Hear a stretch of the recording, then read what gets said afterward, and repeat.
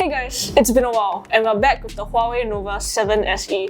Now, this is a mid-range phone from Huawei that has 5G capabilities. Granted, Singapore still hasn't rolled out any 5G networks yet, but it's always good to have a bit of future-proofing in your phones. There has been a lot of great mid-range phones that have been released lately, and we'll have a video coming up soon that will showcase all of these phones for under 1,000 Singapore dollars. Anyway, back to this phone. The Nova 7 SE comes in 3 colors, and the one we have here is the Space Silver, which is pretty nice. There's a gradient going down, so you get a bluish silver at the top that slowly becomes more of a peach silver at the bottom. You get a flat, Full HD 6.5-inch screen, so no curved edges, which means more usable screen real estate and no false touches on the side. The low-temperature polycrystalline silicon IPS LCD display is sharp, and the colors are vibrant, although you won't get the same vividness and deep blacks as an AMOLED display. The glass back is curved and feels great in the hand. At 189 grams, it's not a hefty phone, but it doesn't feel cheap or plasticky either. It is a bit of a fingerprint magnet though, so if you're particular about that, you might want to throw on a case. The phone runs on the new Kirin 820 SoC chip, and as a result, everything is fluid. There's barely any lag when using the fingerprint reader that's built in on the power button on the side, and even when switching between apps. The phone's performance is also due to the 8GB of RAM inside, which, honestly speaking, is the bare minimum for a lot of people out there nowadays. Unfortunately, the phone only comes with 128GB of internal storage, so if you want more, you'll have to buy Huawei's proprietary nano memory cards. But 128GB should be enough for most people out there, unless you're downloading 4K videos and storing them in your phone for some reason. The down-firing speaker is nice and can get quite loud. Here's an example.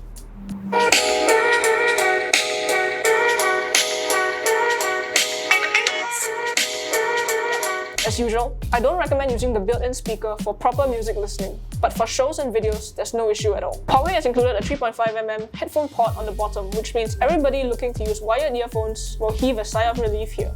You get a quad camera array at the back, with the main camera being a 64-megapixel lens that will have pixel binning turned on by default, resulting in a 16-megapixel image. You also get an 8-megapixel ultra-wide lens, a 2-megapixel macro lens, and a 2-megapixel depth sensor.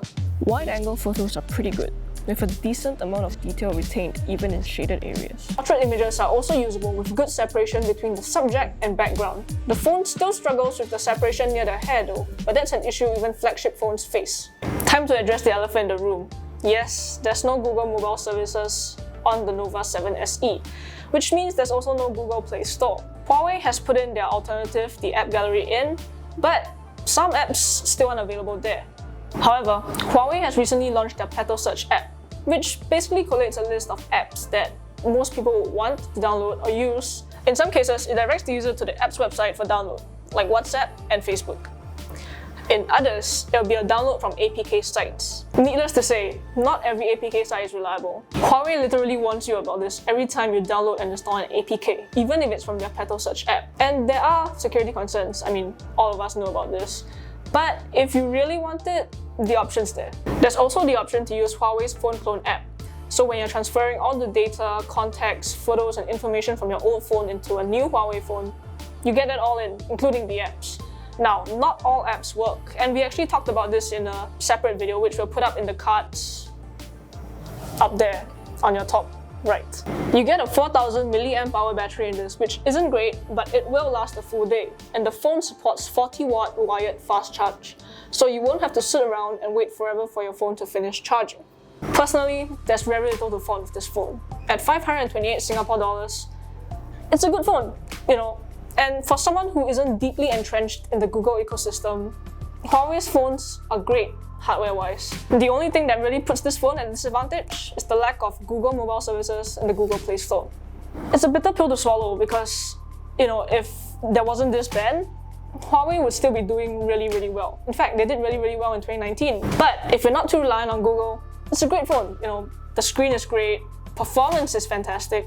It's definitely much better than what you can get from other comparable mid-range phones out there. So, if you just need a phone that performs really well at an affordable price, the Huawei Nova 7 SE is a great choice. But those are my thoughts on this phone. So if you guys disagree, agree, have any questions, comments, leave them down in the comment section below. Like this video and subscribe to us if you haven't already. Follow us on Instagram, Facebook. Until the next one, see you guys.